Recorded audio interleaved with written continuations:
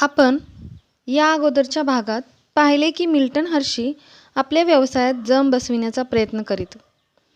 कधी अपयश पदरात येत होते, आवडीच्या गोष्टी सोडाव्या लागत होत्या, पण खचून न जाता त्यांनी आपले प्रयत्न सतत चालू ठेवले. तर चला पाहूया मिल्टन हर्षी यांचा पुढील प्रवास. धंद्यातले रोलर कोस्टर. वडिलांची भेट. एक दिवस मिल्टन किचनमध्ये काम करत होता. तिथे दुकानातील सेल्स गर्ल धावत पळत येऊन म्हणाली, "सर, तुम्हाला भेटायला कोणीतरी आलंय. ते गृहस्थ तुमची चौकशी करत आहेत." मिल्टन घाईघाईने बाहेर आला आणि बघतो तर आपले वडील समोर उभे अत्यानंदाने. "ओ पापा!" असं म्हणून त्याने वडिलांना आलिंगन दिले. हेनरी हर्षी म्हणाले, "वा, तू आता अगदी तरुण मुलगा झालास." दोघे एकमेकांना बऱ्याच वर्षांनी भेटल्याने न्याहाळत होते. मिल्टनची उंची कमी होती, पण अंगापिंडाने सुदृढ होता. निळे डोळे, गोरा वर्ण आणि जाड मिशा यामुळे तो वयापेक्षा मोठा दिसत असे.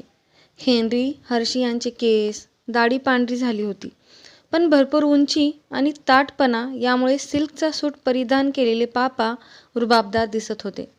मिल्टन म्हणाला, "तुम्ही भेटलात त्यामुळे खूप आनंद झाला, पण इकडे कसे येणं केलं?" पापा म्हणाले, "माझी नवनिर्मिती बघ तरी, ते दाखविण्यासाठी मी आलो." मिल्टनने बघितले तर समोर एक अतिशय सुंदर घरणावळीचे लाकडी कपाट होते. त्याची दारे काचेची होती. आतमध्ये सरकणाऱ्या काचांचे कप्पे होते. मागच्या बाजूला दारासारखी काच होती. ती सरकवून काचेचे कप्पे वर खाली करता येत होते. कपाटाचे हँडल चकचकीत पितळ्याचे होते.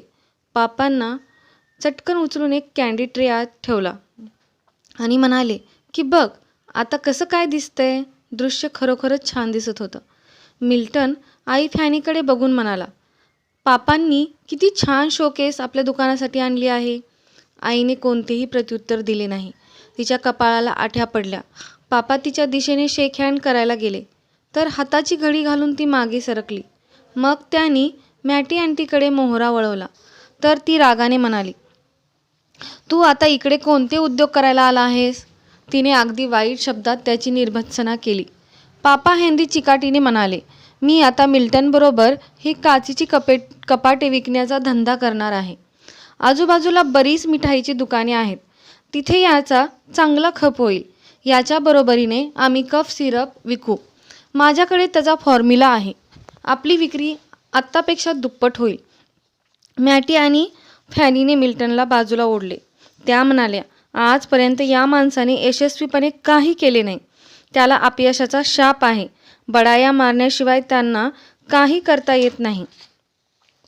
हे ऐकून पापा हेनरी हर्षी म्हणाले, "माझी बायको अतिशय शंकेखोर आहे. तिच्या मनात कायम प्रश्न उद्भवतात. या दोघींना समजत नाही की मोठं काम हाती घ्यायचं असेल तर स्वप्नसुद्धा मोठमोठी बघायला लागतात." सर्वांची बोलणी ऐकून मिल्टन कान कोंडा झाला, पण आई व मावशी यांच्याकडे बघून नेटाने म्हणाला, "शेवटी ते माझे वडीलच आहेत. बघू थोडे दिवस काय करतात ते. माझ्या खोलीत त्यांना आश्रय देऊया." क्रोधित होऊन त्या दोघी म्हणाला, "आम्हाला खात्री आहे याचा परिणाम चांगला होणार नाही. तू मात्र विनाकारण गोत्यात येशील. आमचा आजवरचा अनुभव आहे." आणि अखेर या दोघींचे म्हणणे खरे ठरले. कपाटांच्या ऑर्डर्स मिळाल्या नाहीत. कप सिरप कोणी हातातही घेतलं नाही. मग हेनरी हर्षीच्या डोक्यात टोमॅटो आणि इतर भाज्यांचे कॅनिंग करण्याची कल्पना आली. पण सर्व भाज्या व टोमॅटो आंबून गेले. त्यांच्या डब्यांची झाकणे आत गॅस तयार होऊन उडाली आणि किचनभर टोमॅटोचा रस आणि ओघळ पसरले. अशा प्रकारे हेनरी हर्षीला सर्व आघाड्यांवर अपयश आले. मिल्टन नेहमीप्रमाणे गोळ्यांचे द्रावण ढवळण्यासाठी बसला असता त्याचे हातपाय थरथरत होते. त्याला ताप भरला होता. पोटही दुखत होते. मावशीने त्याला उठवून खोलीत नेले व सक्तीने झोपवले. डॉक्टरला बोलवणे गेले. मिल्टनला तपासून ते म्हणाले, "तो आजारी तर आहेच, पण त्याला मानसिक दौर्बल्य आले आहे. पूर्ण विश्रांतीची अतिशय गरज आहे. शारीरिक आणि मानसिक थकव्याने आलेले हे आजारपण आहे." लगेच आई फॅनी नवऱ्याकडे वळून म्हणाली, "तुमच्यामुळे त्याची ही अवस्था झाली आहे." हेनरी हर्षी म्हणाला, "मी तर त्याला मदतच करत होतो." मिल्टननेही वादावादी ऐकली आणि तो भिंतीकडे तोंड करून झोपला. त्यानंतर बरेच दिवस हेनरी हर्शी बेपत्ता होता. मिल्टन अजून अशक्तपणामुळे अंथरुणातच होता. एक दिवस अचानक हेनरी उर्फ पापा हर्शी पुन्हा आले. अतिशय प्रेमाने मिल्टनजवळ बसून चौकशी केली. त्यांचे डोळे चकाकत होते. मिल्टनने ताडले की त्यांच्या डोक्यात नवीन काहीतरी शिजत आहे. ते म्हणाले, मी नुकतेच वर्तमानपत्रात वाचले की पश्चिमेकडच्या राज्यात चांदीच्या खाणी खोदल्या जात आहेत. माझा तिकडे जाण्याचा विचार आहे.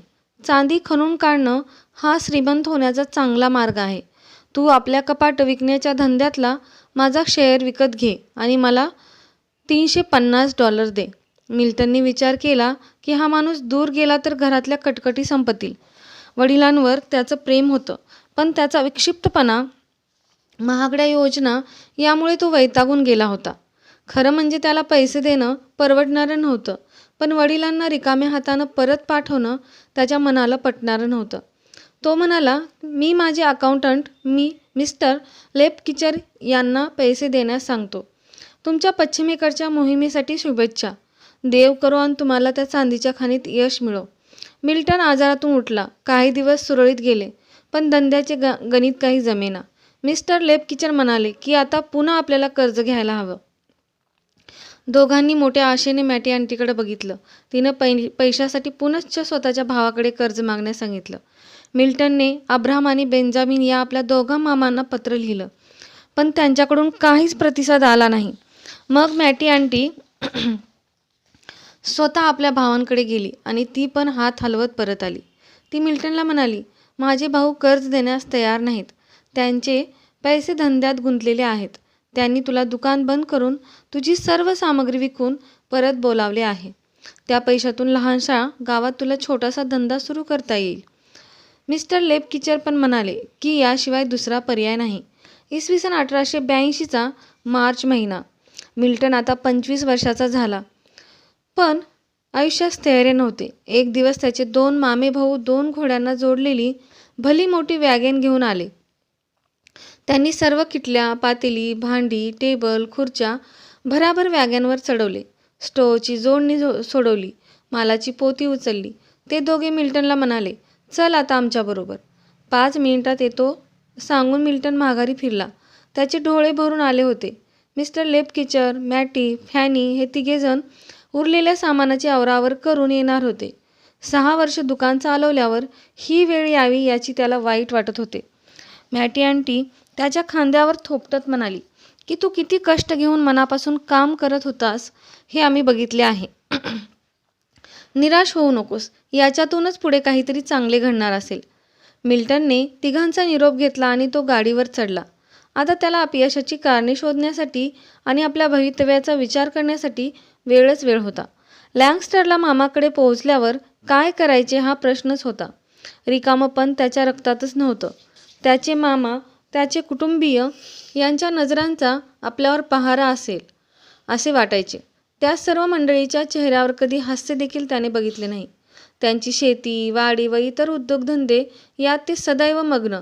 कधी चर्चा, गप्पा, विचारपूस याचा गंधच नव्हता. मिल्टनला मदत करून आपले पैसे कसे पाण्यात गेले हाच भाव त्यांच्या चेहऱ्यावर दिसत असे. आपल्या वडिलांना पण या स्नेहावली कुटुंबासमवेत किती अवघडून कानकोंडे होत असेल याची मिल्टनला जाणीव झाली, कारण तो पण आता त्याच परिस्थितीतून जात होता. याच वेळी मिल्टनला वडिलांकडून एक पत्र आलं. त्यात लिहिलं होतं की कोलोरॅडो राज्यात धंद्याच्या खूप संधी आहेत. श्रीमंत होण्याचा मार्ग तुला इथे सापडतील. मिल्टनने पत्र वाचले आणि सर्वांचा रोष पत्करून जाण्याचे ठरवले. त्यामुळे कपाळावर आठ्या आणि त्रासिक चेहरा ठेवून बघणाऱ्या नातेवाईकांपासून दूर जाता आले असते. शिवाय डॉक्टरांनी सांगितले होते की कोरड्या हवेमुळे तुझी तब्येत सुधारेल. लहानपणी काऊ बॉईज, बंदूकधारी इंडियन्स यांच्या ऐकलेल्या गोष्टी त्याला आठवत होत्या. चला तर साहस करून बघूया असं त्याच्या मनात आलं. आई मॅटी आंटी यांच्या विरोधाला न जुमानता तो निघाला. अडीअडचणीला उपयोगी पडतील म्हणून आंटीने त्याच्या खिशात $100 सरकवले. मिल्टन डेनवर स्टेशनवर उतरला आणि वडिलांनी पाठवलेला पत्ता शोधत पायी पायी निघाला. रस्त्यात गर्दी होती, पण बकालपणा जाणवत होता. एक माणूस लॉटरीचे तिकीट विकत घ्या म्हणून त्याच्या मागे लागला. त्याला डावलून पुढे जावे तर हातचलाकी करणाऱ्याने पैसे दुप्पट करून देतो असं सांगत सभोवती गोळा केला होता. कुठेतरी एक जादूगार जुन्या पुराण्या ट्रिक्स करून लोकांना भुलवत होता. असं पार करत करत मिल्टन वडिलांनी सांगितलेल्या रस्त्यावर एका इमारतीपाशी आला. खोल्या भाड्याने देणे, एका रात्रीत 20 सेंट अशी पाटी बघून आपले वडील इथेच सापडतील ही खात्री पटली. इमारतीच्या तळमजल्यावर दारूचा गुत्ता होता. काही मंडळी त्याच्या टेहळणीवर होती. कोणाला भेटायचे आहे अशी चौकशी केली. एक इसम त्याला वरच्या मजल्यावर घेऊन गेला. तिथे एका खोलीत सिगारेटचा धूर कोंडला होता आणि काही मंडळी जुगार खेळत होती. त्यांनी त्याला आपल्याकडे येण्याचा आग्रह केला, पण मिल्टन बदला नाही. इथलं वातावरण बघून तो चक्रावला होता. अखेर 3ऱ्या मजल्यावर एका शेवटच्या खोलीत त्याला त्याचे वडील मिस्टर हेनरी हर्शी सापडले. त्यांनी मिल्टनचे प्रेमाने स्वागत केले.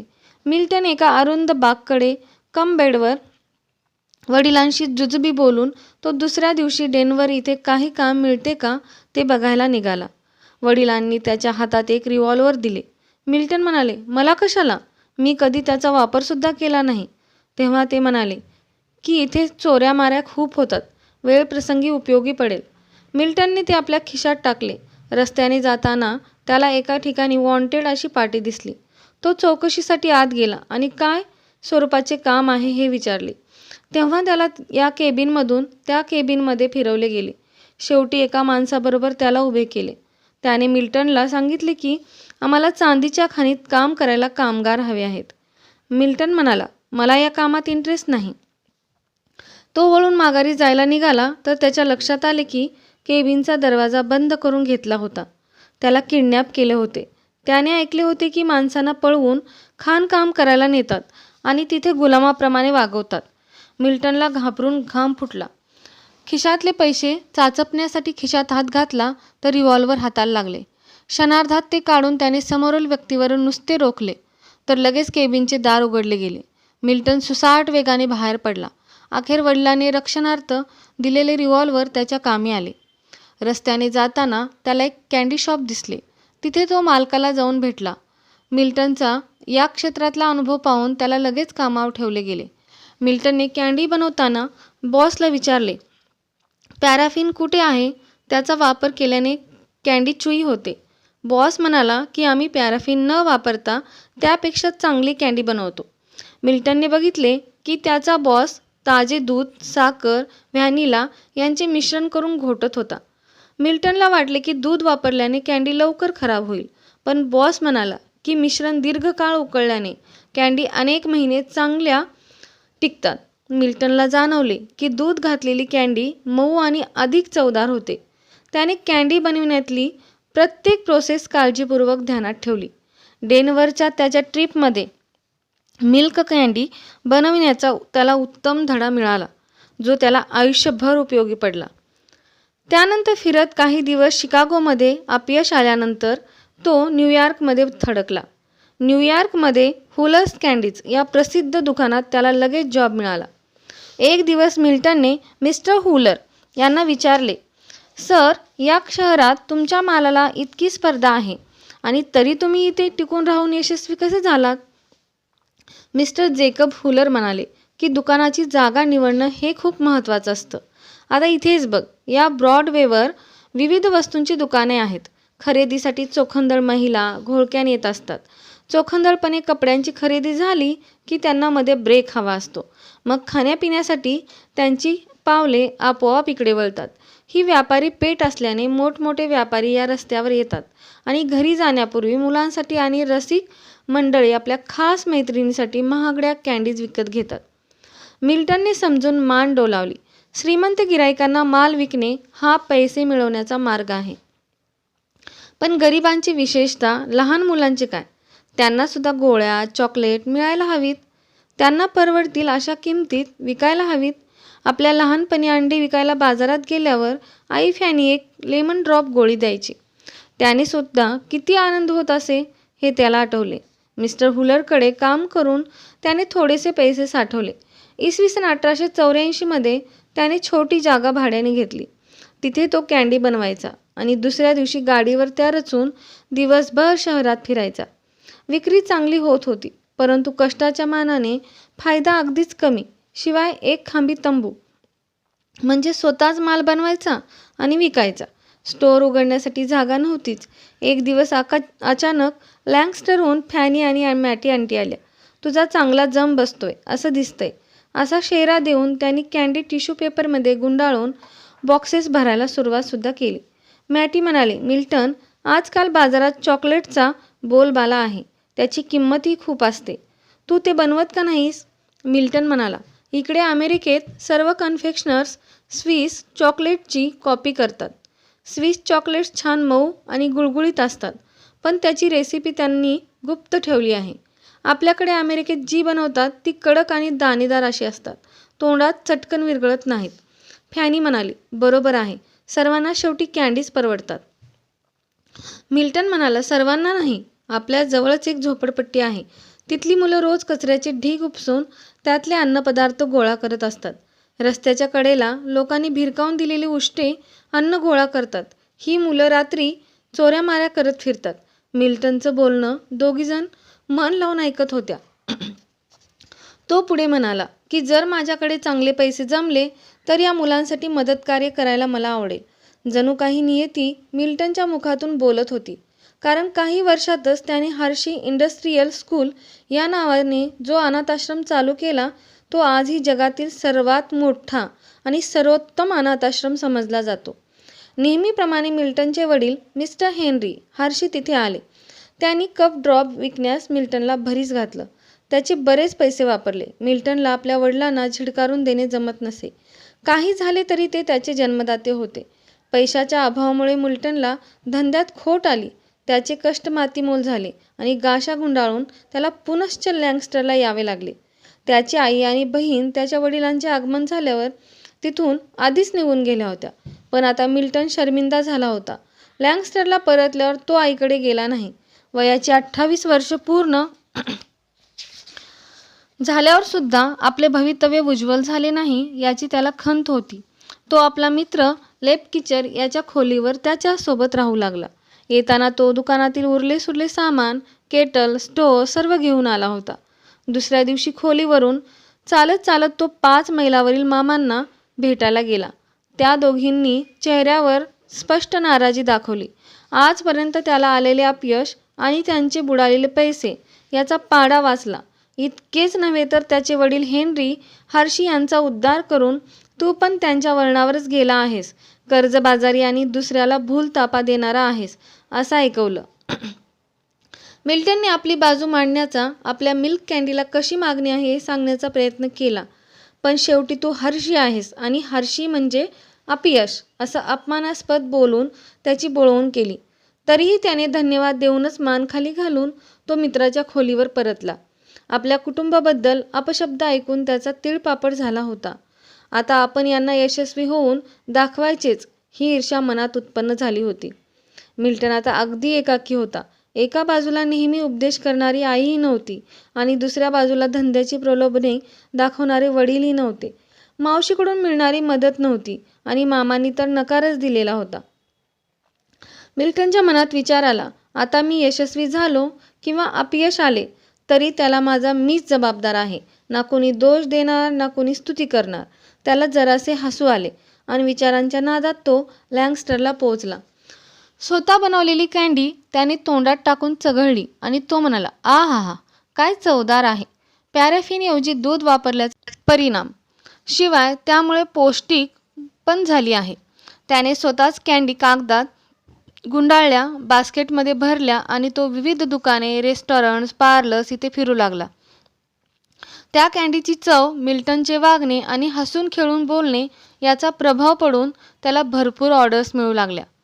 एक दिवस अचानक त्याच्या दारावर टकटक करून फॅनी आणि मॅटी आंटी आल्या. आम्ही तुझा उद्योगधंदा बघण्यासाठी आलो आहोत. हे ऐकून तो म्हणाला, इथे छोटीशी जागा आहे, त्यामुळे मी मोठमोठी उपकरणे वापरू शकत नाही. उत्पादन वाढवण्यासाठी पैसेही नाहीत. आता मी कॅरेमलवर लक्ष केंद्रित करणार आहे आणि दुधाचे प्रमाण वाढवून कॅन्डी करण्याचे प्रयोग चालू आहेत. लोकांना त्या आवडत आहेत आणि ऑर्डर्सही मिळत आहेत. मॅटी म्हणाली, आम्ही तुझ्याबद्दल ऐकून आहोत. यावेळेस तू कोणाचीही मदत न घेता एकट्याने सर्व काही करून स्वतःला सिद्ध केले आहेस. फॅनी म्हणाली. तुझ्यापासून दूर राहणं आम्हाला कठीणच वाटत होतं. मॅटी म्हणाली. आम्ही तुला पैशाची मदत करणार नाही, पण तुझ्या उद्योगात मदत करून तुला नक्की हातभार लावू. त्या दोघी पुढे म्हणाल्या. आमची एक अट आहे. यापुढे तुझे वडील इथे आले तर तू त्यांना हाकलून द्यायचं. मिल्टन म्हणाला. घालवून देणं अवघड आहे, पण मी एक वचन देतो की त्यांच्याबरोबर कोणताही धंदा करणार नाही, त्यांचे सल्ले ऐकणार नाही आणि त्यांच्याशी आर्थिक व्यवहार करणार नाही. दोघींनी त्याच्या बोलण्याला मान्यता देऊन त्या लगेच कॅन्डी कागदात गुंडाळून पॅकिंग करायला बसल्या. धंदा आता बऱ्यापैकी चालला होता, पण तो वाढवायचा तर मोठी जागा हवी. मॅटी आंटी म्हणाली. बँकेत जाऊन कर्जाबद्दल विचार. मिल्टन म्हणाला. बँक कर्ज देईल, पण जामीन कोण राहणार? तेव्हा मॅटीने तिचे एक छोटेसे घर होते ते तारण ठेवण्याची तयारी दर्शवली. ती म्हणाले. कदाचित बँक तुला फार पैसे देणार नाही, पण जे काही मिळतील त्याचा तू जास्तीत जास्त उपयोग करून घे. मी 3 वेळा अपयशी ठरलो, कारण वस्तुस्थिती जाणून घेण्यासाठी मी वेळ दिला नाही. नंतरच्या काळात मी हा धडा शिकलो. अखेर बँकेने मिल्टनला $700 कर्ज दिले. 90 दिवसात कर्ज फेडायचे होते. मिल्टनने आता स्टीम बॉयलर बसवलेली रेड ब्रिक नावाच्या इमारतीत जागा घेतली. कामासाठी जास्त माणसं नेमली. बॉयलरमुळे काम झटपट होऊ लागले. कॅरमल कँडीचा सुगंध रस्त्यापर्यंत दरवळू लागला. आता लँगस्टर नॅशनल बँकचे कर्ज परत करण्याची वेळ जवळ येत चालली. मिल्टनने आपल्या गोळ्यांना क्रिस्टल ए कॅरेमल असे नाव दिले. इसवी सन 1883 मध्ये मिल्टनची लँगस्टर कॅरमल कंपनी स्थापन झाली. कॅरमल म्हणजे विविध प्रकारची स्वादाची साखर वितळवून जराशी जाळून तयार झालेली घट्टसर द्रावण. ही साखर ऊस, बीटरूट, विविध फळे यापासून करतात. या घट्टसर द्रावणाचा उपयोग आईस्क्रीमवर टॉपिंग म्हणून, याशिवाय विविध कस्टर्ड, पुडिंग, बिस्किटे, टॉफीज याचा स्वाद वाढवण्यासाठी केला जातो. यात योग्य तापमान साधणे जरुरीचे असते. साखर खूप घट्ट होऊन चालत नाही, अन्यथा भांड्याला चिटकून बसते. 365 फॅरेट ते 380 फॅरेट तापमानाला गडद तपकिरी रंग येऊन चिकट द्रावण बनते. या तापमानाला त्यात बटर घालून कॅरेमल सॉस बनवतात. कॅरेमल वापरल्याने कँडीला पारदर्शकता येते. 6 ते 8 महिने हवाबंद डब्यात कँडी टिकते. हे सर्व कौशल्य मिल्टनने तापमापक न वापरता आत्मसात केले होते.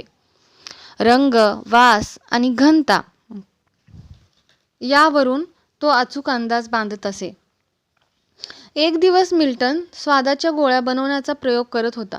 दारावर टकटक झाली. दार उघडले तर समोर सिल्कचा सूट वगैरे घातलेला ब्रिटिश माणूस उभा होता. तो म्हणाला. मिस्टर हर्शी आपणच का? माझं नाव डेसीज. मी इंग्लंडमध्ये विविध वस्तूंची आयात करतो, त्यामुळे मी नेहमी नवनवीन उत्पादनाच्या शोधात असतो.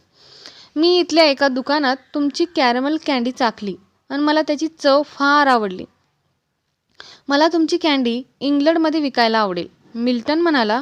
त्यासंबंधीच्या तुमच्या अटी किंवा नियम काय आहेत? मिस्टर डेसीज म्हणाले. मी मोठी ऑर्डर देईन, पण माल वेळेवर इंग्लंडला पोहोचायला हवा. 7 दिवसाच्या समुद्री प्रवासात कँडीज सुस्थितीत राहायला हव्यात. हे जर तुम्हाला जमले तर सातत्याने ऑर्डर्स येत राहतील. मिल्टन बघतच राहिला. त्या काळात त्याच्या कँडीज इतक्या दूरवर पोहोचणार होत्या विश्वास ठेवणं त्याला कठीण होतं.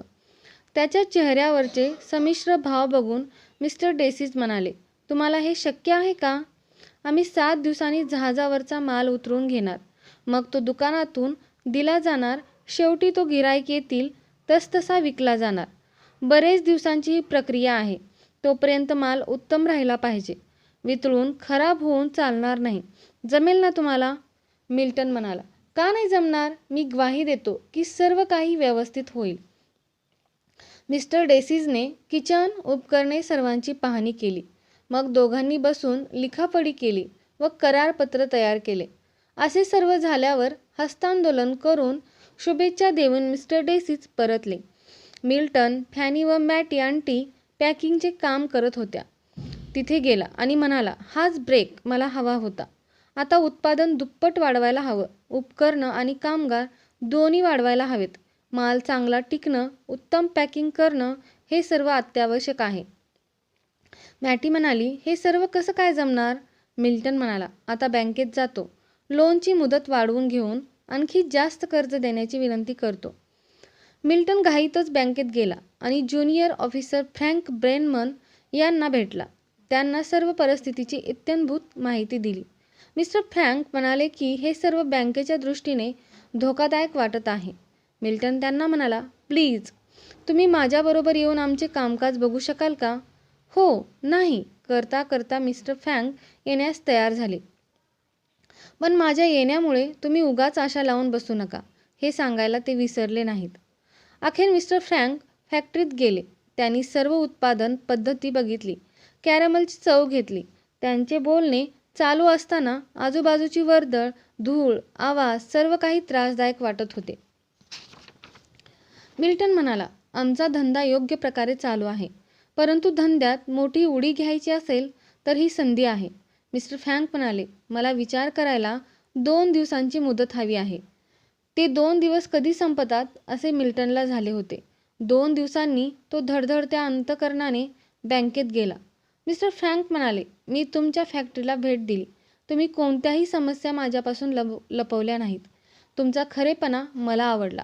तुम्हाला एक संधी द्यायला हरकत नाही असं वाटतं. मिल्टन जीवाचे कान करून ऐकत होता. पुढे ते ऑफिसर म्हणाले, तुमच्या अर्जावर मी स्वतः सह्या केल्या आहेत.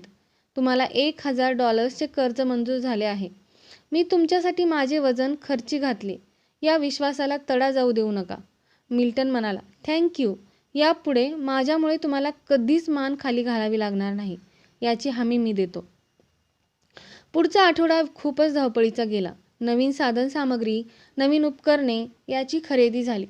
कामावर जास्तीत जास्त माणसे नेमली गेली. त्यानंतर रात्रंदिवस कॅरमल कँडी बनवण्याचे काम सुरू झाले. थंड झाल्यावर योग्य आकारात कापून टिश्यू पेपरमध्ये गुंडाळण्याच्या कामाला फॅनी आणि मॅटी आंटी जुंपून घेतले. अखेर योग्य प्रकारे पॅकिंग करून ऑर्डर जहाजाद्वारे इंग्लंडला पाठवली गेली. यानंतरचे दिवस मात्र आतुरतेने वाट बघण्याचे होते. पार्सल वेळेवर पोहोचेल ना, माल खराब तर होणार नाही ना, ब्रिटिश व्यापारी पैसे पाठवेल ना, अशा एक ना अनेक शंकांनी फेर धरला होता. बँकेचे कर्ज डोळ्यासमोर नाचत होते. अखेर एक दिवस पोस्टाने एक पाकिट आले. मिल्टनने उघडून ते वाचले आणि तो आनंदाने नाचायला लागला. आई आणि आंटीने काय झाले असे विचारल्यावर मिल्टन म्हणाला, इंग्लंडहून बँकेचा ड्रॉफ्ट आला आहे. 500 इंग्लिश पाऊंडचा, म्हणजे आपले $2000. हे सांगताना मिल्टनच्या डोळ्यात अश्रू तरळले, घशात दाटून आले. तो म्हणाला, आता सर्व खर्च वजा जाता कर्जही फिटणार. दोघींनी त्याचे शुभचिंतन करून केलेल्या कामाबद्दल प्रशंसा केली. मिस्टर डेसीज आता इंग्लंडहून सतत ऑर्डर्स पाठवणार. मिल्टनने घाईघाईने अंगात कोट चढवला आणि तो धावतच बँकेत गेला. बँकेत गेल्यावर त्याच्या लक्षात आलं की घाईघाईत त्याच्या अंगावरचा कॅरमलचे डाग पडलेला ॲप्रॉन त्याने तसाच ठेवला होता. वरून नुसता कोट चढवला होता. काहीसे हसून त्याने तो उतरवला. बँकेत गेला आणि मिस्टर फ्रँकना म्हणाला, मी तुमचे कर्ज फेडायला तयार आहे. अशा प्रकारे लँगस्टर कॅरमल कंपनी उत्तरोत्तर प्रगतीच्या मार्गाने वाटचाल करू लागली. जिम क्रॅक, रोली-पोली, बीन शेप्ड, मॅकव्हिटी असे अनेक प्रकार प्रयोग करून विकसित केले. कॅरमलायझेशनमुळे येणारा किंचित कडवटपणा टाळण्यासाठी त्यात कणभर मीठ टाकण्याची यशस्वी पद्धत शोधून काढली. याशिवाय coffee, hot cocoa, salty caramel हे नवीन फ्लेवर्स बाजारात आणले. कॅरमल सॉसमध्ये विविध फळांचे रस, व्हॅनिला लिकर्स घालून नवीन प्रकार तयार केले. याखेरीज बदाम व इतर ड्रायफ्रूट्सचा वापर केला. लोटस या प्रकारचे 5 पौंड वजनाचे बॉक्स एका $1 मिळत असे. बीन शेप्ड कँडीज एका पेनीला 10 मिळत असत. उत्पादनाचे दर वाजवी होते. क्रिस्टलिए या ब्रँड नेमने हा माल अमेरिकाभर लोकप्रिय झाला. तसेच इंग्लंड, जपान, चीन, ऑस्ट्रेलिया व युरोपीय देशात निर्यात होऊ लागला. धंद्याचा व्याप मोठ्या प्रमाणावर वाढला. पैशाचा ओघ सुरू झाला. जुना मित्र मिस्टर हॅरी लेपकिचर हा अकाउंट विभाग सांभाळायला सुरू झाला. या व्यतिरिक्त 700 कर्मचारी कायमस्वरूपी नेमले. आजूबाजूच्या पियानो, फर्निचर, कार्पेट विकणाऱ्या सर्व दुकानांचे गाळे भरपूर किंमत देऊन मिल्टनने विकत घेतले. इसवी सन 1890 मध्ये रेड ब्रिक ही संपूर्ण इमारतच ताब्यात घेतली. आता त्याच्या कंपनीकडे 4,50,000 स्क्वेअर फूट फ्लोअर स्पेस उपलब्ध होती. इमारतीसमोर मालाची वाहतूक करणाऱ्या मोठमोठ्या वॅगन कायम उभ्या असत. मिल्टनने बँकेकडे तारण ठेवलेले मॅटी आंटीचे घर ताब्यात घेतले आणि तिथे स्वतःच्या कंपनीचे हेड ऑफ स्थापित केले. आता मिल्टनची गणना लँकस्टरमधील धनवान व्यक्तीमध्ये होऊ लागली. सामाजिक वर्तुळात त्याला वलय निर्माण झालं. पण मिल्टन मात्र पूर्वीसारखाच होता. कधी कँडीत नट्स मिसळून बघ, तर कधी गोडी वाढवण्यासाठी कॉर्न सिरप वापर, असे त्याचे प्रयोग सतत चालू असत. कोण म्हणेल की हा 4 वेळा धंद्यात आपटी खाऊन स्वतःच्या मूर्खपणाने अयशस्वी झाला होता. कारण आता मिल्टनच्या कंपनीचे नाव, यश आणि गुणवत्ता याच्याशी जोडले गेले होते. एक दिवस त्याची आई फॅनी त्याला म्हणाली, माझ्या भावांना सुद्धा आता तुझे यश कळून चुकले आहे. तू आपला देशातला अग्रणी क्रमांक 1चा कॅरमल उत्पादक आहेस. अखेर तू करून दाखवलंस, याचा मला अभिमान आहे. मिल्टन म्हणाला, हे सर्व खरं आहे, पण तू आणि मॅटी आंटी याचे उपकार मी कधीच विसरणार नाही. निराशेच्या गर्तेतून मला बाहेर काढून माझ्या धंद्यात सक्रिय मदत तुम्ही सदैव करत आहात. मिल्टनचे स्वप्न साकार झाले. त्याने शिकागो येथे 1 आणि पेन्सिल्व्हेनियात आणखी 2 फॅक्टरी चालू केल्या. आता 1,400 कर्मचारी दिवस-रात्र काम करत असत. त्यांना योग्य त्या सुविधा देण्यात आल्या होत्या. मिल्टनने स्वतःसाठी आणि मॅटी आंटीसाठी अशी 2 स्वतंत्र घरं लँकस्टरमध्ये बांधली. दोन्ही घरं आधुनिक सुखसोयींनी सुसज्ज अशी होती. त्याने लहान वयात आईला सांगितलं होतं की मी तुझ्यासाठी सुसज्ज घर बांधीन. ते सत्यात आलं होतं. मिल्टन आणि फॅनी आई एकत्र राहत असे. आता उत्तमोत्तम खाद्यपदार्थांची वानवा नव्हती. सर्व काही उपलब्ध असूनही फॅनी आईचा साधेपणा तसाच होता. आता मिल्टनने देशाटने करायला सुरुवात केली. फॅक्टरीची धुरा मिस्टर हॅरी लेपकिचर सांभाळत असे. मिल्टनला वेगवेगळ्या देशांना भेटी देऊन तिथून आणलेल्या उत्तम वस्तूंनी घर भरून टाकण्याची अतिशय हौस होती. कधी कधी त्याच्या मनात येई, आता यानंतर काय? या पैशाचं काय करायचं? इतका पैसा मला मिळत आहे. मिस्टर हॅरी सर्व जमा खर्च उत्तम बघत आहे. मला धंद्यातील अकाउंटन्ट्स, सेल्स असल्या गोष्टीत अजिबात स्वारस्य नाही. मला फक्त कँडी बनवण्यात रस आहे. तोच माझा छंद, माझी आवड, माझा धंदा आहे. फॅनी म्हणाली, मागच्या आठवड्यात तू नवीन रेसिपी शोधून काढलीस ना? मिल्टन म्हणाला, त्यातच मला आनंद वाटतो.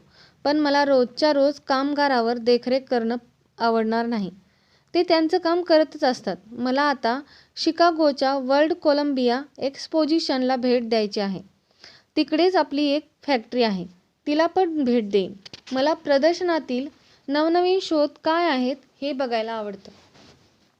न जाणो आपल्याला उपयोगी असं काहीतरी सापडेल. अशा प्रकारे पुढील 6 वर्ष मिल्टन हर्शीचा कॅरमल कँडीचा व्यवसाय अतिशय जोरदार सुरू होता. कँडी मेकिंगचे कोणतेही शास्त्रशुद्ध शिक्षण त्याने घेतले नव्हते. शालेय शिक्षण जेमतेम 4थी पर्यंत झाले होते. नवीन प्रयोग, नवीन नावे यात तो कायम रमत असे. कोकोनट, मेलबा, लोटस ही नावे त्यानेच दिली होती. अतिशय चिकाटी, मेहनत, नाविन्याचा ध्यास, ग्राहक हेच दैवत, प्रयोगशील वृत्ती या सर्व त्याच्या जमेच्या बाजू होत्या. अतिशय गरीब माणसाला परवडेल असे आणि अतिश्रीमंतांना आवडेल असे प्रकार तो बनवत असे. यामुळेच कँडीपासून चॉकलेटपर्यंतचा त्याचा प्रवास सुरू झाला आणि तो बनला जगविख्यात चॉकलेटियर मिल्टन हर्शी. लोकांना जे हवं आहे ते तुम्ही देऊ शकलात तर तुम्ही धनसंचय करू शकाल. आता इसवी सन 1893 हे वर्ष उजाडले. ख्रिस्तोफर कोलंबस या दर्या वर्दीने अमेरिकेची नवीन भूमी शोधून काढली. या घटनेला 400 वर्षे पूर्ण झाली होती. कोलंबसची Santa Clara, Pinta Santa Maria ही 3 जहाजे जिवंत राहिलेल्या खलाशांसह इसवी सन 1492 मध्ये अमेरिकेच्या किनाऱ्यावर थडकली. जायचे होते आशिया खंडात, पण पोहोचले अमेरिकेत. या घटनेच्या स्मरणात शिकागोमधील जॅक्सन पार्क इथे वर्ल्ड कोलंबिया एक्स्पोजिशनची उभारणी सुरू झाली. इसवी सन 1871 मध्ये शिकागो शहरात मोठी आग लागली होती. यामध्ये सुमारे 300 नागरिक दगावले होते आणि 1 लाख कुटुंबे बेघर झाली होती. साधारण शहराच्या 9 वर्ग किलोमीटरच्या परिसरात ही आग पसरली होती. यामुळे या पूर्ण शहराला मोठाच फटका बसला होता. परंतु सरकारच्या आणि एकमेकांच्या सहकार्याने या शहराने कात टाकली. फिनिक्स पक्षाप्रमाणे राखेतून भरारी घेऊन हळूहळू शहर पूर्वपदाला आले. त्यामुळे शहरवासियांची इच्छा होती की प्रदर्शन आमच्या शहरी व्हावे आणि त्याचे यजमानपद आमच्या मेयरकडे यावे. अन्य राजांची पण बहुमोल मदत होती. जॅक्सन पार्क नावाच्या मोठ्या जागेवर या प्रदर्शनाला प्रसिद्धी जे.पी. मॉर्गन आणि कंपनीची अर्थसहाय्य होते. सर्वत्र या प्रदर्शनाची जोरदार जाहिरात होत होती. त्यामुळे मिल्टनच्या मनात इथे भेट देण्याचे वारे वाहू लागले. त्याने यापूर्वी फिलाडेल्फिया येथील औद्योगिक प्रदर्शन बघितले होते, पण तेव्हा तो पुशकार्ट वरून कँडी विकत तिथे हिंडत होता. आता गोष्ट वेगळी होती. एक यशस्वी उद्योजक म्हणून त्याला नवनवीन शोध यंत्रे बघायची होती. प्रसिद्ध व्यक्तींना भेटायचे होते. त्यांची भाषणे ऐकायची होती. या प्रदर्शनात भेट ही मिल्टनच्या व्यवसायात मोठी क्रांती घडवणारी ठरणार होती. इथे सुमारे 200 इमारती उभारल्या होत्या. पाण्याचे व्हेनिसची प्रतिकृती दर्शवणारे मोठमोठे कॅनॉल, त्यावर झुलणारे गोंडोला होते. सुमारे 46 देशातील मंडळींनी या प्रदर्शनात भाग घेऊन आपल्या देशाची सांस्कृतिक झलक दाखवली होती. पाण्याचा मोठा तलावात कोलंबसची ती जहाजे डुलत होती. हे सर्व बघत बघत मिल्टन ॲग्रिकल्चर हॉलपर्यंत आला. इथे जगभरातील विविध प्रकारची धान्य, खाद्यपदार्थ याची मांडणी होती. एका ठिकाणी मिल्टन थबकला. त्याच्यासमोर एक अंदाजे 40 फूट उंचीची मंदिरासारखी वास्तू होती. त्याचा पाया गडद तपकिरी रंगाच्या विटाचा होता. त्याच्यावरचे स्तंभ संगमरवराप्रमाणे दिसत होते. त्यावर चॉकलेटी रंगाच्या झिरमिळ्या सोडल्या होत्या. या खांबांनी वरच्या घुमटाला तोलून धरले होते. प्रथम दर्शनी हे मंदिर विविध दगडांनी बांधलेले वाटत होते, पण मिल्टनने नजरेने लगेच ओळखले की हे दगडांचे नव्हे, तर विविध प्रकारच्या चॉकलेट्सनी याची सुबक रचना केली आहे. मिल्टनने फलकावरची माहिती वाचली. जर्मनीच्या स्टोलरेक ब्रदर्स यांनी ही सुंदर कलाकृती तयार केली होती. पायातील ब्लॉक्स विटा या डार्क चॉकलेट्सच्या होत्या. खांब कोको बटरचे बनवले होते. आतमध्ये एका मोठा तलवारधारी पुतळा होता. हे अजोड स्थापत्य बघून मिल्टन अवाक झाला. स्वतःशी हसून तो म्हणाला, असे काम कॅरमलच्या साहाय्याने होणे शक्य नाही. त्यासाठी वेगवेगळी चॉकलेट्स हवीत. या प्रदर्शनात कर्मणूक प्रधानतेचा विभाग खूपच नाविन्यपूर्ण होता. हुडिनी या जादूगाराचे जादूचे प्रयोग, लिटल इजिप्त या बेली डान्सरचे हुच्ची कुच्ची हे नृत्य प्रकार, प्रचंड मोठे फेरस व्हील, मेरी गो राऊंड या सर्व प्रकारांचा मिल्टनने रसिकतेने अनुभव घेतला. बफेलो बिल शो हा चित्तथरारक कसरतींचा खेळ बघण्यास तो आवर्जून गेला. मूव्हिंग वॉक वे त्याने प्रथमच बघितला. बॉडी बिल्डरचे शक्तीचे प्रयोग त्याला आवडले. नव्याने चाखायला मिळालेले खाद्यपदार्थ मस्त होते. Wrigley chewing gum, pancake mix, juicy fruit candy, cracker jack biscuits, एक ना अनेक सायप्रस वृक्षांच्या बिया प्रथमच बघायला मिळाल्या. या वृक्षांचा प्रसार नंतर अमेरिकाभर झाला. मिल्टनचा सर्वात इंटरेस्टिंग भाग होता तो म्हणजे मशनरी बिल्डिंग. आज घराघरात पोहोचलेले डिशवॉशर हे यंत्र तिथे मांडले होते. त्यावर प्रात्यक्षिके सुरू होती. तिथली झिपर ही संकल्पना आश्चर्यकारक वाटत होती. फ्ल्युओरेसंट लॅम्प, जर्मन क्रूप कंपनीच्या बंदुका, बाहेरच्या बाजूस रुळावरून धावणारे लोकोमोटिव्ह इंजन, सारे काही बघणाऱ्यांना अचंबित करणारे होते. स्प्रे पेंटिंग या प्रकाराने वस्तूचे रूप एकदम पालटून जात होते.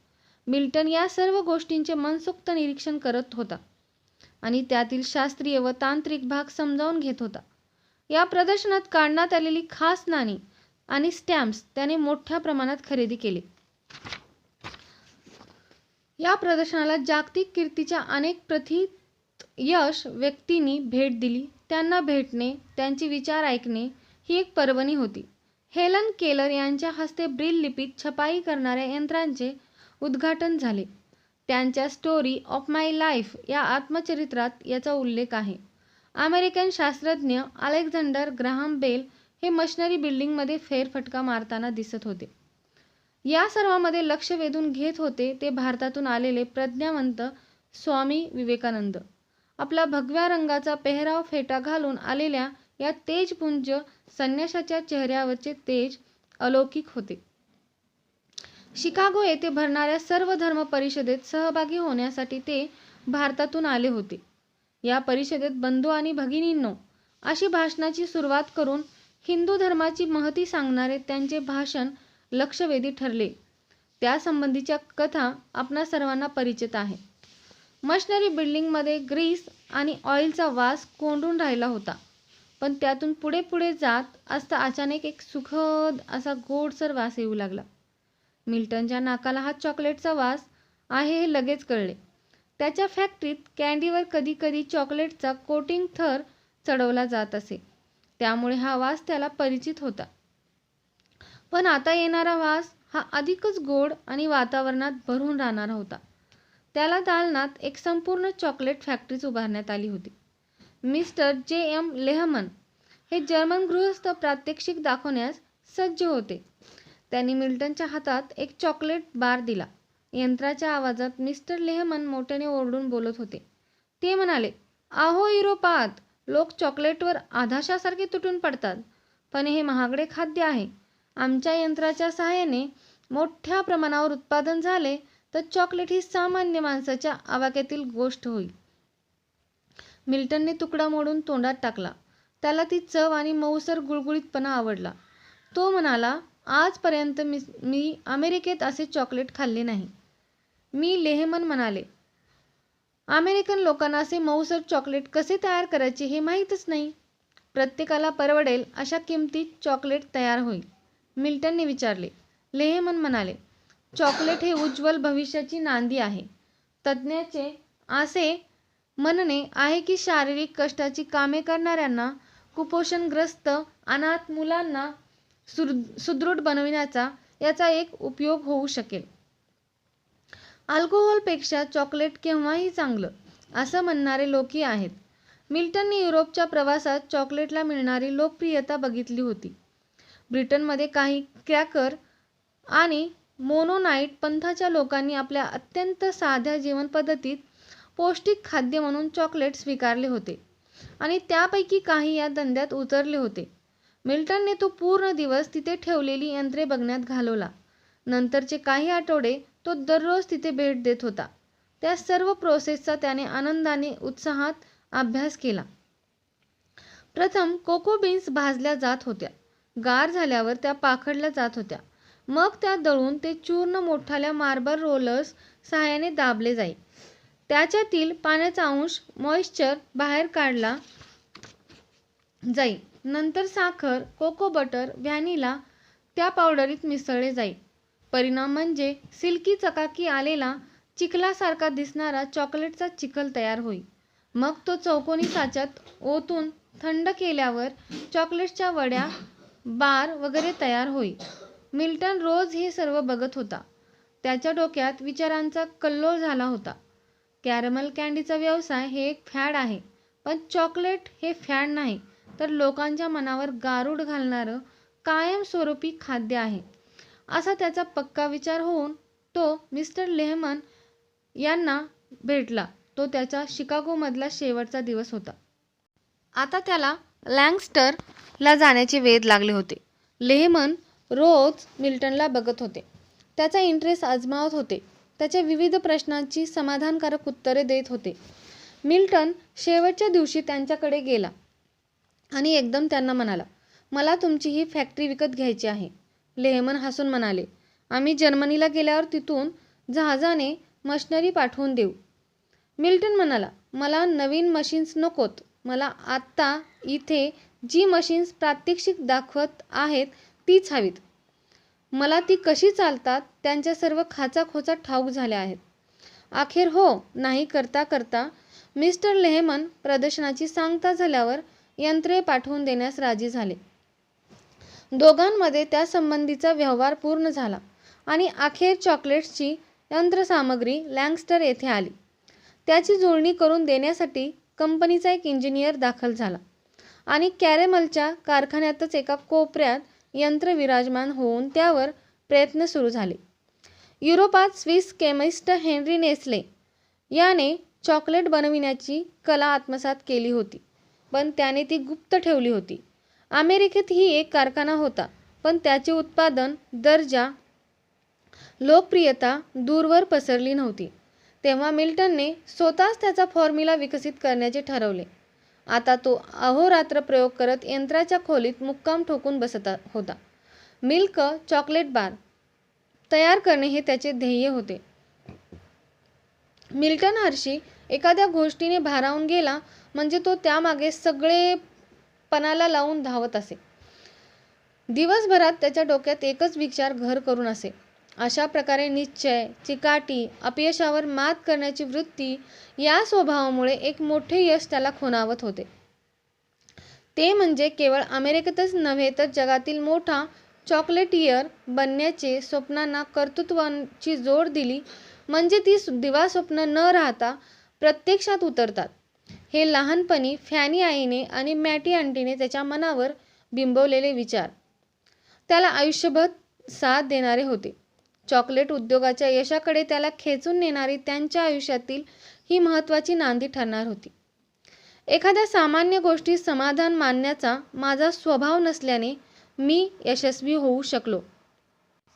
ही कथा जर आवडली असेल तर याचे पुढील भाग ऐकण्यासाठी चॅनलला लाईक व सबस्क्राईब करा. तसेच ज्या लोकांनी भाग 1, 2, 3 ऐकले नसेल त्याचे डिस्क्रिप्शन बॉक्समध्ये लिंक दिलेली आहे. तुम्ही त्या लिंकवर जाऊन ते भाग ऐकू शकता. ही कथा ऐकल्याबद्दल धन्यवाद.